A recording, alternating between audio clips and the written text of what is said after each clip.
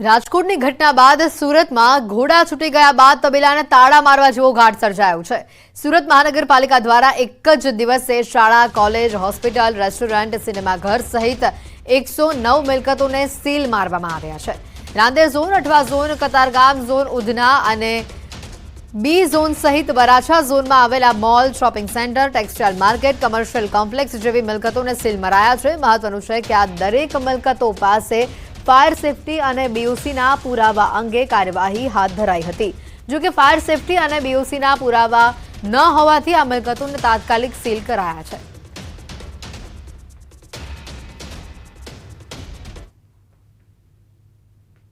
રાજકોટની ઘટના બાદ સુરત મનપાનું તંત્ર એક્શન મોડમાં ગોળા છૂટી ગયા બાદ તબેલાને તાળા મારવા જેવી હાલત સુરત મહાનગરપાલિકા દ્વારા આમ કુલ મળી શાળા, કોલેજ, હોસ્પિટલ, રેસ્ટોરન્ટ, સિનેમાઘર સહિત 109 મિલકતોને એક જ દિવસમાં ફાયર સેફટીના લઈને સીલ મારી દેવામાં આવ્યા છે। 109 મિલકતો પૈકી 49 જેટલી હોસ્પિટલોનો સમાવેશ થાય છે। ખાસ કરીને સુરત શહેરના સગ્રામપુરા વિસ્તારની અંદર આવેલા કેપી સંઘવી હોસ્પિટલને પણ હાલ બીયુસી ના હોવાના કારણસર હાલ સીલ કરવામાં આવ્યું છે। ખાસ કરીને હોસ્પિટલની વાત કરીએ તો કેન્સરની હોસ્પિટલ છે, જે કેન્સરની હોસ્પિટલમાં અંદર ઇન્ડોર પેશન્ટ જે છે, ઇન્ડોર પેશન્ટને ડિસ્ચાર્જ આપ્યા બાદ સમગ્ર હોસ્પિટલને બીયુસીને ધ્યાનમાં લઈને સીલ કરી લેવામાં આવશે। પણ હાલ હોસ્પિટલની અંદર કોઈ પણ નવા પેશન્ટને એડમિશન આપવામાં નહીં આવે એવું ચોક્કસપણે ફાયર વિભાગ દ્વારા પણ જાણવા મળી રહ્યું છે। અને સુરત મહાનગરપાલિકાના રાંદેર ઝોનના વિસ્તારની વાત કરતો restaurant, banquet hall, car workshop જેવા તમામ વિસ્તારોને હાલ સીલ કરી લેવામાં આવ્યા છે। ક્યાંક ફાયર સેફટીનો અભાવ તો ક્યાંક બીયુના અભાવને ધ્યાનમાં લઈને મહાનગરપાલિકાના ફાયર વિભાગ અને તંત્રએ હાલ મિલકતો 109 જેટલી સીલ કરવામાં આવી છે। કેમેરામેન ભરત બ્રહ્મભટ્ટ સાથે કેતન પટેલ, ન્યૂઝ 18 ગુજરાતી, સુરત। તો કેરળમાં ચોમાસાની દસ્તક સામે આવી છે। ગુજરાતમાં પણ તેની અસર જોવા મળી છે। ગુજરાતના દરિયાકાંઠે તેજ પવન ફૂંકાવાનું શરૂ થયું છે। સુરતના દરિયાકાંઠે ભારે પવન ફૂંકાવાની શરૂઆત થઈ છે। દરિયામાં ઊંચા મોજા પણ ઉછળી રહ્યા છે। કેરળમાં ચોમાસાની જે દસ્તક થઈ છે અને બાદ તેની અસર હવે સુરતમાં પણ જોવા મળી। ગુજરાતના દરિયાકાંઠે પણ પવન ફૂંકાવાનું શરૂ થયું। આ દ્રશ્યો સામે આવી રહ્યા છે। દરિયામાં ઊંચા મોજા ઉછળતા પણ જોવા મળ્યા।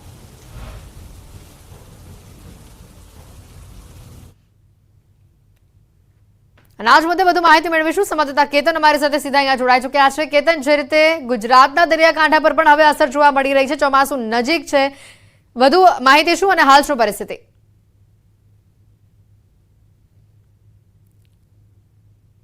વાત કરું તો આજે દક્ષિણ ગુજરાત અને ખાસ કરીને દરિયાકાંઠાનો જે વિસ્તાર છે, ડુમસ, નવસારી, તિથલ, વલસાડ અને દમણ સહિતના વિસ્તારની અંદર જે દરિયાકાંઠાના વિસ્તારમાં ભારે પવન ફૂંકાવાની શક્યતાઓ શરૂ થઈ છે, ભારે પવન ફૂંકાઈ રહ્યો છે।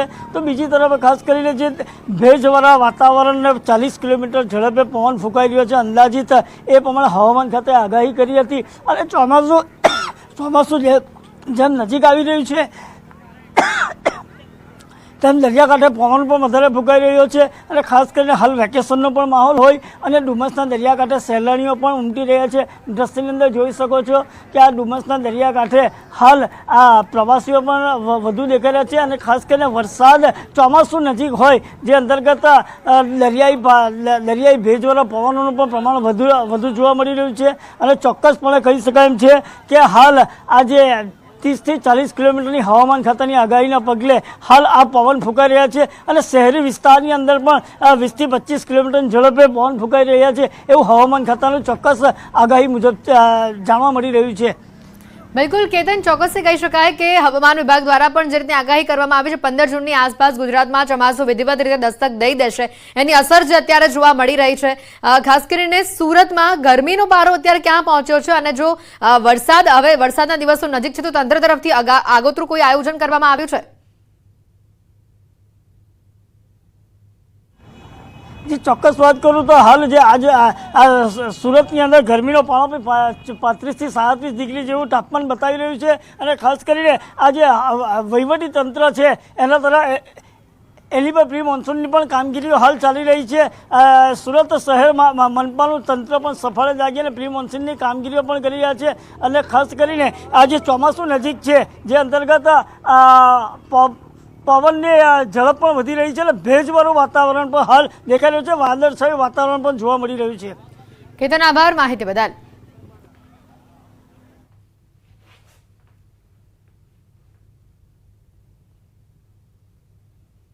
સમાચારોમાં હાલ રોકાઈશું એક બ્રેક માટે.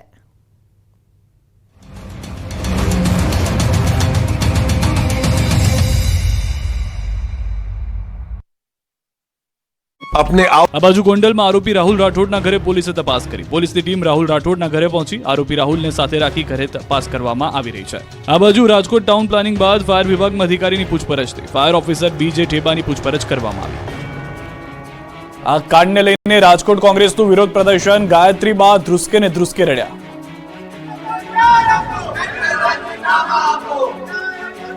રાજકોટ ટીઆરપી ગેમ ઝોન અગ્નિકાંડ મામલે કોંગ્રેસ આક્રમક મૂડમાં જોવા મળી રહી છે. કોંગ્રેસ દ્વારા કલેક્ટર કચેરી ખાતે વિરોધ પ્રદર્શન કરવામાં આવ્યું. વિરોધ પ્રદર્શન બાદ કોંગ્રેસના આગેવાનો દ્વારા સૂત્રોચ્ચાર કરી કલેક્ટરને આવેદનપત્ર આપવામાં આવ્યું.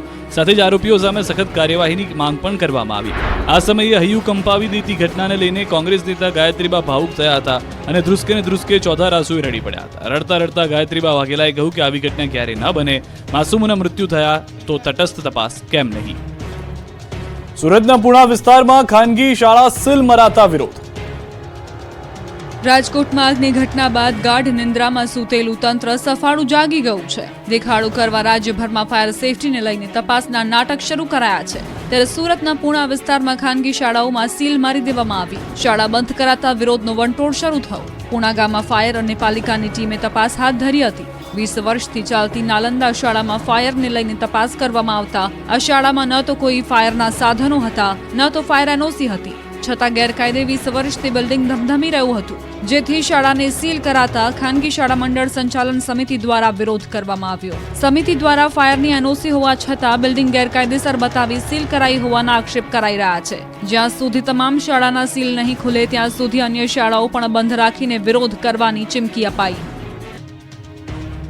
ગુજરાતીઓને ગરમીથી રાહત મળી છે. હવે ગુજરાતીઓ ગરમી માટે નહીં, આંધી, વંટોળ અને વરસાદ માટે થઈ જજો તૈયાર. ગુજરાતમાં ચોમાસાનું કાઉન્ટડાઉન શરૂ થઈ ગયું છે. પ્રી મોન્સૂન એક્ટિવિટી શરૂ થઈ ગઈ છે. એટલે ગુજરાતમાં 2-3 દિવસથી ગરમીથી રાહત મળી રહી છે અને પવનની દિશા પણ બદલાઈ ગઈ છે. હવે ગુજરાતમાં 3 દિવસ સુધી આંધી વંટોળ જોવા મળશે. 3 દિવસ સુધી 4 જિલ્લામાં ભારે પવન ફૂંકાશે. ગુજરાતના 4 જિલ્લામાં આંધી વંટોળની આગાહી હવામાન વિભાગે કરી છે. હવામાન વિભાગના કહેવા પ્રમાણે કચ્છ, બનાસકાંઠા, પાટણ, સુરેન્દ્રનગરમાં આંધી વંટોળને કારણે વિઝિબિલિટી ઘટી શકે છે.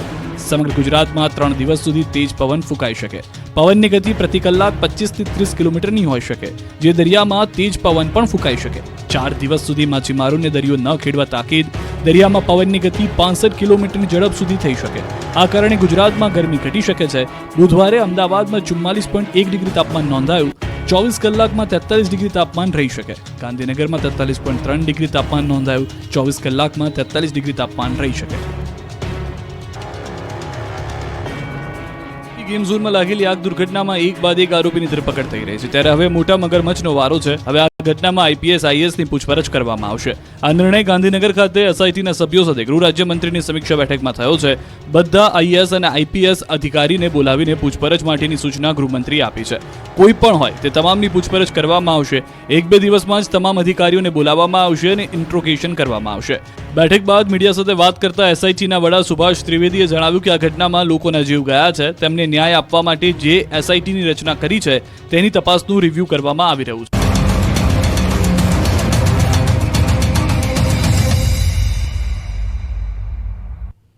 બ્રેક બાદ આપનું સ્વાગત છે. રાજકોટ ઘટનાના પગલે સુરત ગ્રામ્ય પોલીસ અને બારડોલી ફાયર વિભાગ એક્શન મોડમાં આવ્યું છે. બારડોલીના 3 ગેમ ઝોનના સંચાલકો સામે ગુનો દાખલ કરાયો છે. હાલ બારડોલી મામલતદાર દ્વારા 5 જેટલી ટીમો બનાવવામાં આવી છે. ગેમ ઝોન, મોલ, દુકાન, સમાજવાડી, શાળાઓ આ સહિતના એકમોમાં ફાયર સુવિધા અંગે યોગ્ય તપાસ કરવામાં આવી રહી છે. બારડોલી નગરમાં ચાલતા 24 સ્વિંકર ક્લબ, ઓર્બિટ ગેમ ઝોન મળી કુલ 3 ગેમ ઝોનના સંચાલકો સામે હાલ ગુનો નોંધાયો છે. ફાયર સુવિધા વિના લોકોનું જીવન જોખમાય તેવા એકમોને સીલ કરવામાં આવી રહ્યા છે.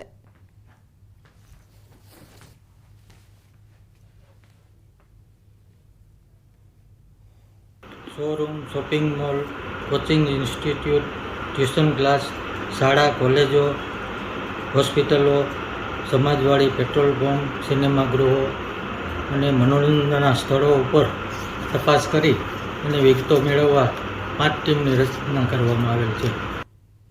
વડોદરામાં નશાબાજ યુવકોની જાહેર માર્ગ ઉપર રાહદારીઓ અને પોલીસ સામે દાદાગીરી સામે આવે છે.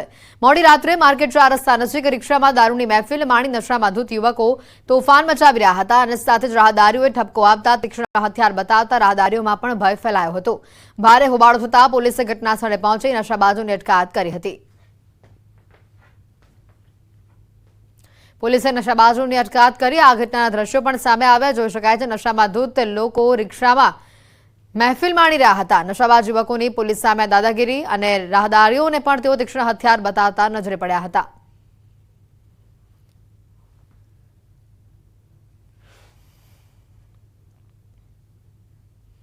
બુલેટિનમાં અત્યારે ફક્ત આટલો જ. રજા આપશો. નમસ્કાર.